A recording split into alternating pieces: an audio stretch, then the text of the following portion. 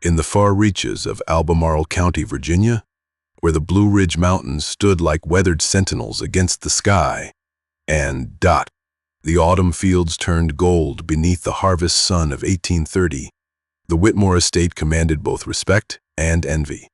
To the passing traveler, it was the picture of Southern grace, sprawling acres of fertile land, whitewashed fences in perfect repair, and a great house whose tall columns caught the light of dawn like polished ivory.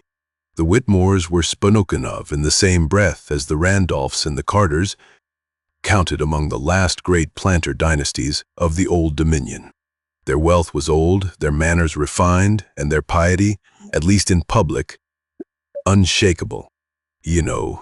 But hidden behind the lace curtains of Whitmore Hall, there was a truth so unspeakable it would take nearly a century to come to light, and when it did, it would stain the family name forever. For this was not a story of passion in defiance of society, nor of love crossing forbidden boundaries. This was a tale of design, calculated, deliberate, and executed over years, in which a girl was brought into a home as a ward, raised as a daughter, and then, when the time came, married to the very man she had been taught to call father. The surviving records, a handful of letters, court depositions, and a minister's trembling testimony were locked away in a cedar chest in the basement of the Charlottesville courthouse until 1912. When a clerk stumbled upon them, their contents were judged so morally abhorrent that the papers were resealed for another 50 years. The language within was cold, methodical, without the heat of romantic scandal. Instead, it read like the ledger of a man arranging the breeding of bloodstock. The patriarch, Nathaniel Whitmore, had inherited not only his father's land but his father's creed. A Whitmore heir must be a Whitmore by blood. In the autumn of 1815, when his young wife Margaret died after a fever, leaving him without a child, Nathaniel resolved to fulfill that creed by any means necessary. Suitors from respectable families sent inquiries, but Nathaniel declined them all. He did not want a second wife with her own loyalties, her own kin, and her own opinions. He wanted control, absolute, unchallenged, over both the estate and the bloodline. It was in the spring of 1816 that Elizabeth Ann Carraway, barely 3 years old, arrived at Whitmore Hall. Her parents had been distant cousins of Margaretess, killed in a riverboat accident on the James. Nathaniel, citing Christian duty, offered to raise her. Neighbors praised his generosity. The girl, with her dark hair and solemn eyes, became the darling of the household. She called him Papa. She learned her letters in the study, where her guardian kept his ledgers. He oversaw her lessons in scripture, history, and estate management with the same meticulous care he devoted to his tobacco fields. By the time she turned 15, Elizabeth had never known another home. Nathaniel's every word was law to her. Servants whispered that no suitor dared approach without his consent, and none ever received it. When she was 17, the whispers turned to disbelief. Whitmore Hall's grand dining room, lit by 100 beeswax candles, hosted a gathering of the county's most prominent families. There, before the assembled gentry, Nathaniel announced his engagement. The bride-to-be stood at his side, her hands folded demurely at her waist. She wore white. The minister who officiated the ceremony would later tell a court that Elizabeth's expression was one of obedience without comprehension, as though she were reciting a lesson she had been taught since childhood. The law of Virginia recognized no crime in what had been done. She was of age, and not his natural daughter, but the moral outrage among certain families was so great that the Whitmores became social exiles, retreating into their estate and allowing the grounds to grow wild around them. This union produced no children. Those close enough to observe whispered that Elizabeth's health declined rapidly after the wedding. By the winter of 1835, she was dead at the age of 22. The official cause was listed as consumption, but a midwife who had attended her in her final days claimed in a private letter that her spirit had been worn to rags long before her body followed. Nathaniel Whitmore lived another 20 years, never remarrying, never speaking of his wife. Daughter. The estate passed to a distant cousin, but in the attic of Whitmore Hall, behind a false panel, a diary was found, the last testament of Elizabeth Ann Caraway Whitmore. Its final entry, written in a shaky hand, read only, "He raised me to belong to him. And when I did, I ceased to belong to myself." Before we open the diary and walk into the shadows of Millhaven, I want you to do something for me. If you read drawn to the stories history tried to bury, the ones whispered behind closed doors, click subscribe now and tap the bell so the next time we unlock something like this, you will be here when it happens. If you believe these stories deserve to be told, leave a like. It tells me you're ready to go deeper. And in the comments, tell me exactly where you're watching from. I want to know which corner of the world you're in when this door opens. Because once you've heard it, there's no going back. The diary of Elizabeth Ann Caraway Whitmore, though brief, was the most damning evidence ever found against the legacy of Nathaniel Whitmore. Its leather cover was worn thin at the edges, the pages stiff with age and faintly scented of lavender, a scent the women of Albemarle had favored in the 1820s. The handwriting shifted over the years. The early entries, neat and rounded, chronicled a child Ed's days at lessons, embroidery, and walks through the orchards. Later, the script grew sharper, more cramped, as though each word had to be forced onto the page. In an entry dated April 3rd, 1829, when Elizabeth was 16, she wrote, "Papa says I must learn the management of the hall and the keeping of accounts, for one day all will be mine. I asked him when I might meet the families in Richmond, and he told me the world beyond our gates holds no company worth my time. I think he means to keep me here always. I do not protest, for I know no other life." It was this pattern, gentle confinement masked as care, that defined Nathaniel's guardianship. In public, he played the role of benevolent father, allowing her occasional rides into the village or to the parish church. But these outings were always under his watchful eye, and she was never permitted to speak privately with men her age. On more than one occasion, parishioners remembered him correcting her answers to casual questions before she could finish speaking, as though rehearsing the words for her. The townsfolk's unease began in earnest. The winter Elizabeth turned 17. That season, Whitmore Hall hosted no Christmas gathering, a break from tradition that had endured since Nathaniel's father's time. The excuse offered was illness, though no doctor was seen on the grounds. In truth, Nathaniel had withdrawn from public life entirely, and Elizabeth's presence at Sunday service became sporadic. The minister, Reverend Amos Whiting, later testified that when she did attend, she appeared thinner, paler, her once bright eyes ringed with shadow. By May of 1830, the rumors were impossible to ignore. A peddler making his rounds claimed to have overheard Nathaniel speaking to the county clerk in Charlottesville about a marriage arrangement.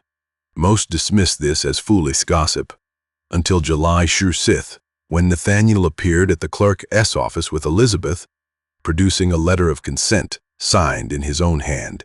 The document stated plainly that she was his ward, of no blood relation, and free to marry him if she wished. No law forbade it. The marriage, held in August, was small but scandalous. The Whitmore dining room was transformed into a chapel, its windows shuttered against the heat. Only 3 witnesses were present: Reverend Whiting, the overseer, and the overseer's wife. None of the Whitmore cousins were invited. The vows were spoken without hesitation, but Reverend Whiting later confessed in a sworn statement that he saw Elizabeth glance toward the shuttered windows more than once, and, as though longing for someone to open them. From that day forward, the estate gates were kept closed. Whitmore Hall became a fortress, its life confined to the great house and its immediate grounds. Servants were dismissed in favor of a smaller, more controllable staff. The gardens went untended, weeds climbing over the marble steps. The once bustling orchards fell silent. In her diary, Elizabeth's tone darkened. An entry from February 1832 read, "The winter here is long, though the fire is warm. He walks the halls at night, and I wake to the sound of his key in the door." I do not wish to write more. By the summer of 1834, she wrote less and less. The final entry, dated 3 months before her death in February 1830-5, consisted of a single line. There are days when I feel the child in me has been buried, and the woman they wanted has no soul to speak of. When she died, Nathaniel ordered no public mourning. She was buried in the family plot, her headstone carved with only her married name, Elizabeth A. Whitmore. There was no mention of her parents, no mention of her life before the hall. Even in the years that followed, Nathaniel's isolation deepened. Neighbors claimed to see him walking the grounds at night, stopping at her grave for hours at a time. In 1855, he was found dead in his study, slumped over his desk with a half-written letter before him. The letter's first and only line read, "I did as my father's law required, but I am not at peace." The estate passed quietly to a cousin, and the hall itself fell into disrepair. But the diary, hidden away in the false panel of Elizabeth's old bedchamber, would remain, waiting for the day its story would surface and the name Whitmore would be spoken again, not with respect, but with a shudder. The year was 1907, when the Whitmore diary emerged from the shadows. The discovery was almost accidental, as so many revelations in history are, and began with the restoration of a long-neglected property deed. The Albemarle County Courthouse, its walls smelling faintly of mildew and coal smoke, was undergoing a long-overdue reorganization of its archives.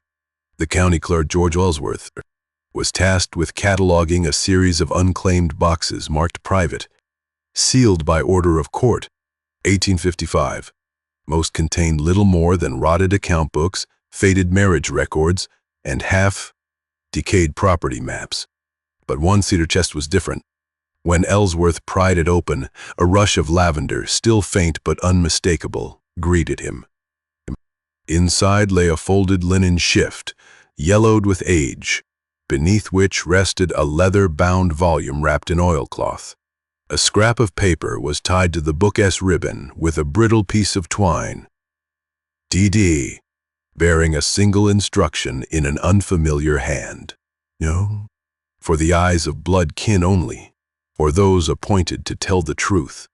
E.O. Ellsworth was not a man to be easily rattled, but something in the way the paper had yellowed evenly, as though untouched by sunlight for decades, and in the firmness of the old, precise script gave him pause. He slipped the diary into his satchel, intending to read it in the quiet of his boarding house. That night, under the weak glow of a kerosene lamp, he began. The early entries were almost pastoral in their charm, talk of gardens, sewing, and church services. But as he read, the handwriting changed. The letters tightened. Words began to repeat. A sense of breathlessness crept in between the lines.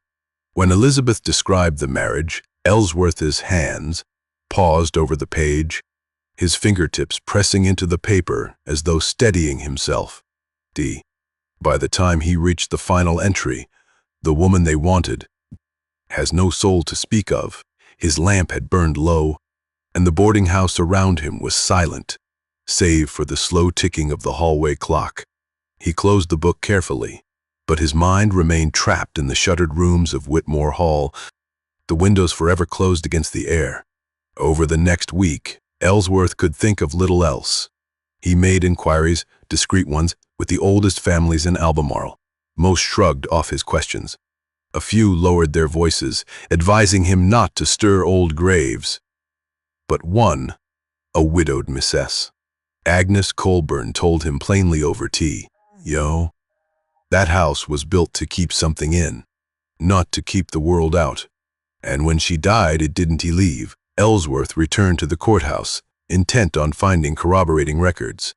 But when he opened the drawer where the cedar chest had been stored, it was empty. The custodian swore he'd never seen such a box. The logbook recording its presence had a jagged tear where the entry should have been. 2 weeks later, the diary arrived at Ellsworth's boarding house door, wrapped in brown paper with no return address. A note was tucked inside the cover. "Oh, you've seen enough to understand. But you must decide, will you tell the truth or let it sleep another 50 years? The handwriting matched the instruction tied to the diary when he'd first opened the chest. That was the last anyone in Albemarle saw of George Ellsworth. His room was found undisturbed, save for a faint scent of lavender in the air and a single page torn from the diary lying on his desk. The words on it were underlined 3 times in a hand that was not Elizabeth. So he walks the halls at night. The ruins of Whitmore Hall stand now like a hollow jawbone against the Virginia sky, the stone walls mottled with lichen, the chimneys clawing upward as if in mid-prayer. By the time I first saw it, the roof had long since caved in, the great staircase a splintered ribcage of wood and iron. Locals told me the place had burned twice, once in Echenjubite-sur-E, and again in the Echenjubite-Woozers, but somehow the central spine of the house refused to collapse entirely. I had come for the archives, or at least that was the reason I gave myself. In truth, I came because of the diary. I'd first heard of it while cataloging the private papers of the Colburn family for the University of Virginia's Special Collections. Tucked between receipts for tobacco shipments and letters from Confederate officers was a brittle sheet of paper on which a single sentence was written in a cramped 19th century hand. "If you open the east wing door after midnight, you will hear her answer." That note led me down a chain of whispered histories. The disappearance of County Clerk George Ellsworth in Echenjubite-Lingchi, a burned cedar chest, and a ledger with a tear that looked too deliberate to be accidental. The deeper I dug, the more I realized that the Whitmore Hall fire in Echenjubite-Sur-E had destroyed not just a house, but something far older. One autumn evening, when the mist was clinging low over the pastures, I walked the long, rutted lane up to the hall. No trespassing signs were nailed to half-rotted posts, but there was no one left to enforce them. The front door hung from its hinges like a loosened tooth, opening into a space where the air felt wrong, as though it had been sealed for 100 years and had grown tired of waiting. I found the east wing door by lantern light. The hinges had seized with rust, but the lock had been forced long ago. When I pushed it open, the smell that met me was faint but distinct, lavender, just as Ellsworth had described. My lantern flame trembled.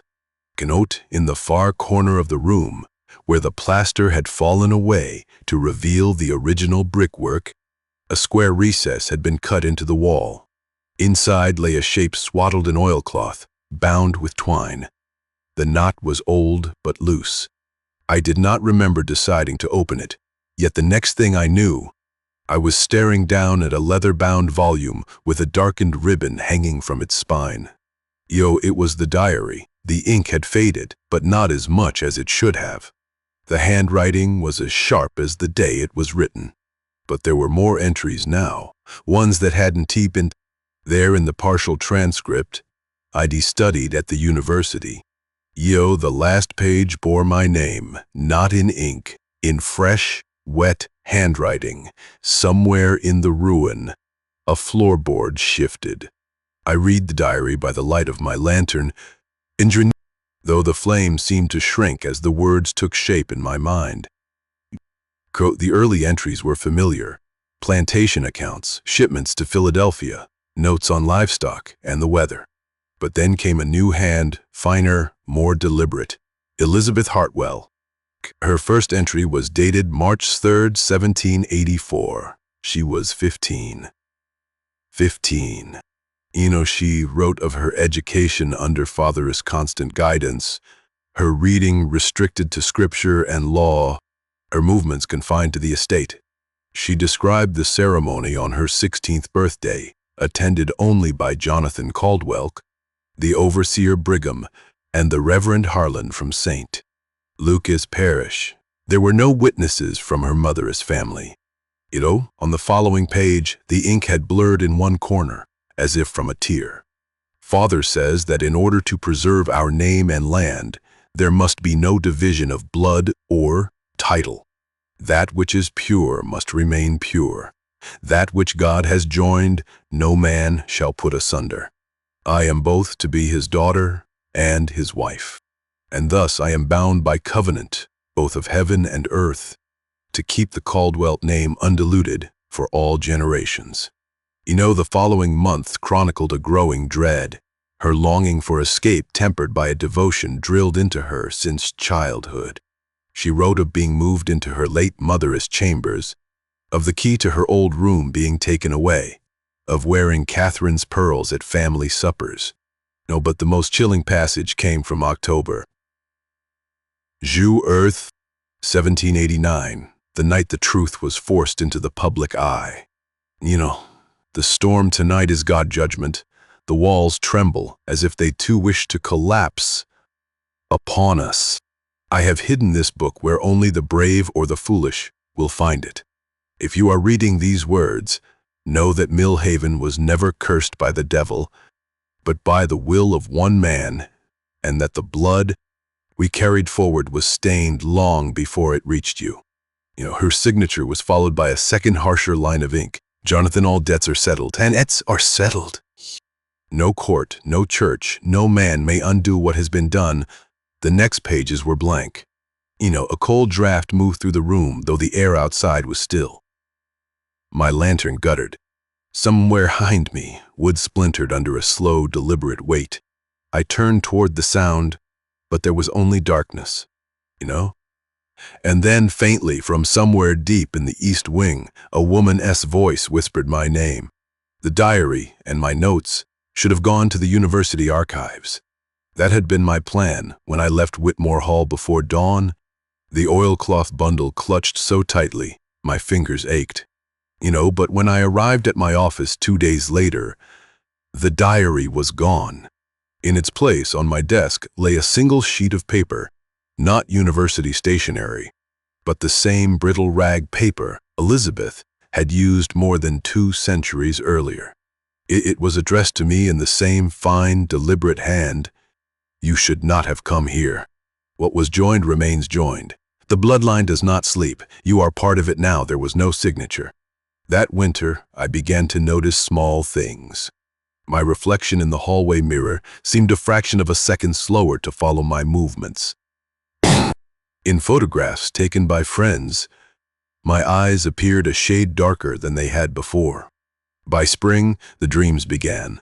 Long, slow walks down candlelit corridors, the scent of lavender thick in the air, a heavy key cold in my palm. At the end of the hallway, the east wing door always waited. I never remembered opening it, yet I always found myself inside the same room, standing before the recess in the wall. Sometimes the oilcloth bundle was there. Sometimes it was his tea. 5 years later, Whitmore Hall was purchased by an out-of-state developer with plans to turn the grounds into a vineyard. During the first phase of renovation, a workman uncovered a leather-bound book in a cavity behind the brickwork of the east wing. Tucked inside the front cover was a folded page, newer than the diary, but aged just enough to seem authentic. The handwriting was mine. If you open the east wing door after midnight, you will hear her answer. It has been 8 months since the vineyard opened. Tourists walk the grounds, sipping Cabernet under the same sycamores that shaded Jonathan Caldwell's carriage drive. They laugh in the courtyards, their voices carrying across the hills, utterly unaware of the history beneath their feet. But I cannot go there, not anymore. 3 weeks ago, I received a padded envelope with no return address. Inside was an unmarked flash drive and a Polaroid photograph. The photograph showed the east wing door, ajar, candlelight spilling into the hallway. In the far corner of the image, half caught in the light, stood a young woman in a cream-colored gown, her hair parted in the middle, pearls glinting at her throat. I knew her face, Elizabeth Hartwell. The flash drive contained a single audio file. I played it only once. It began with faint static, then the sound of slow, measured footsteps on wooden floorboards. After exactly 14 steps, there was a pause, and my own voice spoke. I am ready to take the name. I do not remember saying those words. Since then, small signs have returned. The scent of lavender on my jacket when I come in from the street. A shadow behind me when I stand in front of the mirror. A heartbeat too late to match my movement. At night, I feel the cool weight of a key pressed into my palm as I sleep. Last night, I dreamed of Mill Haven again. The east wing door was open. The candlelight was brighter than I had ever seen it, flooding the hallway in gold. Elizabeth stood there, smiling faintly.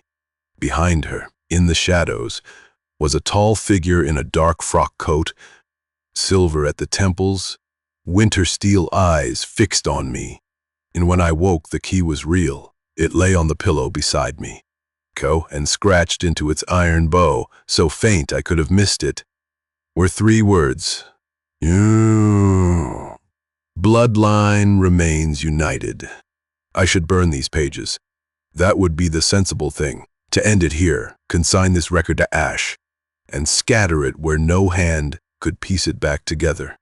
But I keep thinking about the diary that found its way to me, about the clerk in Itchen Bobby Joe Sherrar, who accidentally discovered it in the courthouse basement, about every pair of eyes that read these words before mine.